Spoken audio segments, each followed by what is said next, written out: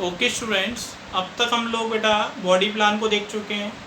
ठीक है, अब हम लोग देखेंगे अपने नेक्स्ट क्लासिफिकेशन के बेसिस को, जो कि सिमेट्री है। ठीक है, सिमेट्री जो है इम्पॉर्टेंट है, आपको याद रखनी है। सो सिमेट्री जो है, ठीक है, सिमेट्री जो भी टाइप चल रहा हो देख लेना, फोर्थ है या फिफ्थ है। मैं यहाँ फोर्थ लिख देता हूँ। ठीक है, फोर्थ है या फिफ्थ है, जो भी देख लेना। सिमेट्री, तो सिमेट्री जो है बेटा दो प्रकार की हो सकती है।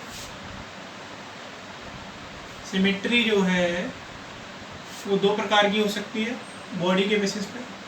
या तो वो एसिमेट्रिकल हो सकते हैं, एसिमेट्रिकल स्पेलिंग देख लेना, एसिमेट्रिकल। या फिर वो हो सकते हैं सिमेट्रिकल। या वो कैसे हो सकते हैं? सिमेट्रिकल हो सकते हैं, एसिमेट्रिकल या सिमेट्रिकल। एसिमेट्रिकल को अभी मैं दोबारा से आता हूँ, पहले सिमेट्रिकल की बात करते हैं। सिमेट्रिकल आपके इसके अंदर तीन कैटेगरीज आएंगी। सिमेट्रिकल के अंदर तीन कैटेगरीज आएंगी। ये तीनों ही इंपॉर्टेंट हैं। एक है स्फेरिकल या यूनिवर्सल सिमेट्री, यूनिवर्सल या स्फेरिकल सिमेट्री।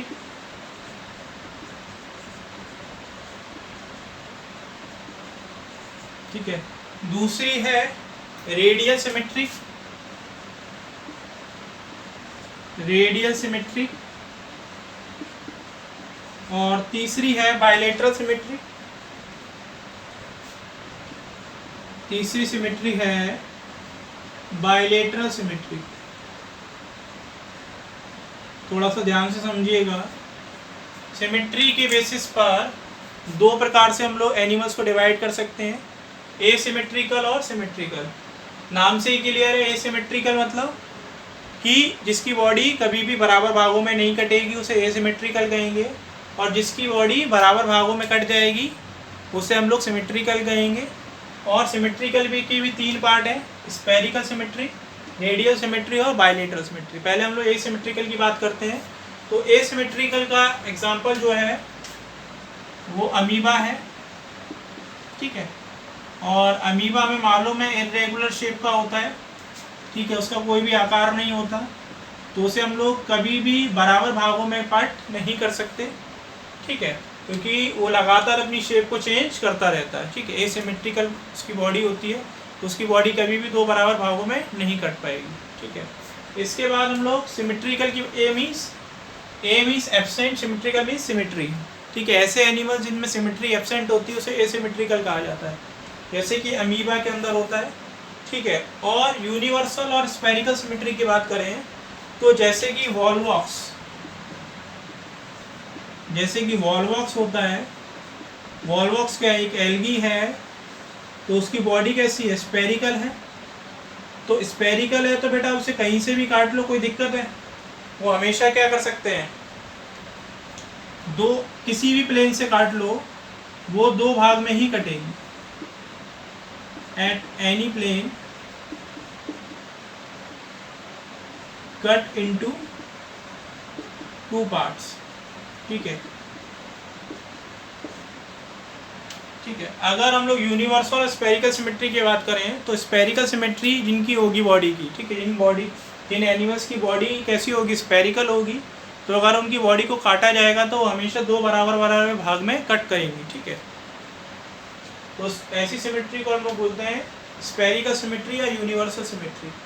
ठीक है, इसके बाद एक है रेडियल सिमेट्री। रेडियल सिमेट्री का मतलब है jellyfish.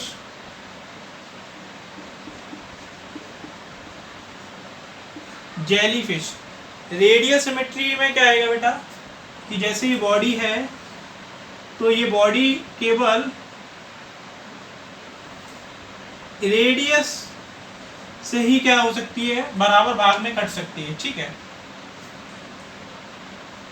Cut body equal half only eight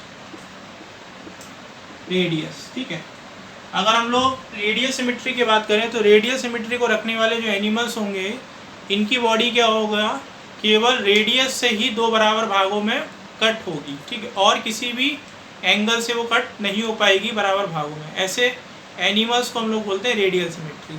और बाइलेटरल सिमेट्री की बात करें तो बाइलेटरल सिमेट्री में क्या होगा, ठीक है, बाइलेटरल सिमेट्री में क्या होगा कि व्हेन वी कट, ठीक है, लॉन्गिट्यूडनल प्लेन, जब हम लोग लॉन्गिट्यूडनल प्लेन पर इनकी बॉडी को कट करेंगे, when we cut longitudinal plane, तो ये हमें क्या करेंगे, इनकी बॉडी जो है वो दो बराबर भाग में कट जाएगी और कटने के बाद वो एक दूसरे की क्या देगी बेटा, मिरर इमेज देगी, एक दूसरे की क्या देगी, मिरर इमेज देती है। तो ऐसे हम लोग सिमेट्री को क्या बोलते हैं, बाइलेटरल सिमेट्री बोलते हैं, जैसा कि ह्यूमंस के अंदर हमें देखने के लिए मिलता है, ठीक है। तो बाइलेटरल सिमेट्री कहाँ मिलती है, ह्यूमंस के अंदर, और ह्यूमंस के अंदर बाइलेटरल सिमेट्री मिलती है। और ये कैसी होंगी, क्या कहेंगे इसके, हाँ, मिरर इमेजेस, ठीक है, ये दोनों एक दूसरे की क्या होंगी, मिरर इमेजेस होंगी, ठीक है, ये एक दूसरे की क्या बनाएंगी, मिरर इमेजेस को फॉर्म करेंगी, ठीक है। बाइलेटरल सिमेट्री में क्या होगा, मिरर इमेजेस बनेंगी। तो ये आपको याद रखना है, ठीक है, तो ये याद रखना है आपको, मिरर इमेजेस, ठीक है। तो एक चीज़ और मैं आपको यहाँ बता देता हूँ जो आपको काम आएगी समझने में, ठीक है, जैसे कि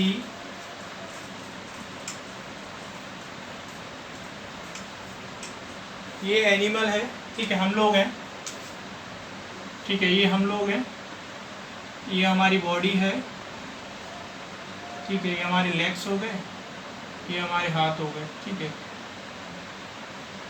तो इसमें क्या करना है, आपको कुछ चीज़ें याद रखनी है। देख क्या है, ये हंस रहा है, ठीक है, ये इसका एंटीरियर एंड होता है, ठीक है, जो एंटीरियर एंड बोलते हैं बेटा, आगे वाला सिरा, जो सर की तरफ सिरा होगा उसे हम लोग एंटीरियर एंड बोलेंगे, और जो सर के दूसरी तरफ होगा लेग्स की तरफ, उस एंड को हम लोग बोलते हैं बेटा पोस्टीरियर एंड, ठीक है, ये याद रखिएगा। इसके बाद वो सिरा जो कहाँ पर है, जैसे इसका पेट है, तो पेट की तरफ जो एरिया होता है उसे हम लोग वेंट्रल साइड बोलते हैं, और पीठ की तरफ जो एरिया होता है इसे कह सकते हैं स्टमक साइड, ठीक है, ये बेली साइड कह सकते हैं, बेली साइड, ठीक है, बेली साइड इसका जो एरिया होगा उसे वेंट्रल साइड बोलते हैं। और वर्टिबल कॉलम की तरफ जो होगा पीछे की तरफ, बैक साइड, उसे हम लोग बोलेंगे डॉर्सल साइड, उसे क्या बोला जाएगा, डॉर्सल साइड बोला जाएगा। इसको माइंड में बिठाओ, ठीक है, कि एंटीरियर साइड कौन सी होती है, पोस्टीरियर साइड कौन सी होती है, वेंट्रल साइड कौन सी होती है, और डॉर्सल साइड कौन सी होती है। तो ये आपको बड़ा हेल्प करेगा चीज़ों को समझने में, ठीक है। इसके बाद यही अगर कोई इस तरीके का एनिमल है,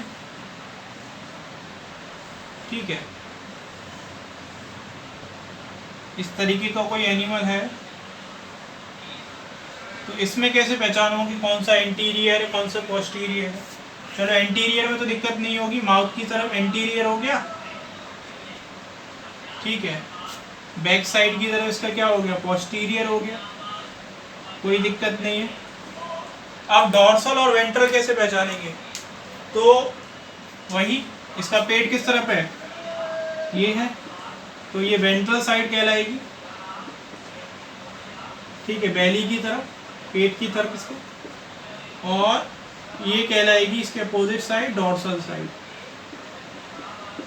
तो ये बहुत इम्पोर्टेंट है, बेसिक है, तो कभी भी इस चीज़ को भूलना मत, ठीक है। तो आज के लिए बेटा इतना ही, मंडे को जब मुलाकात होगी तो इससे आगे की बात करेंगे, और जो भी क्लासिफिकेशन के बेसिस रह गए उनको हम लोग देखेंगे। अब आई होप आप लोगों का बेसिक जो है थोड़ा बहुत क्लियर हो गया होगा, सिमेट्री को लेकर, बॉडी प्लान को लेकर और सारी चीज़ों को लेकर। जो हमने क्लियर कर ली। ठीक है, थैंक यू।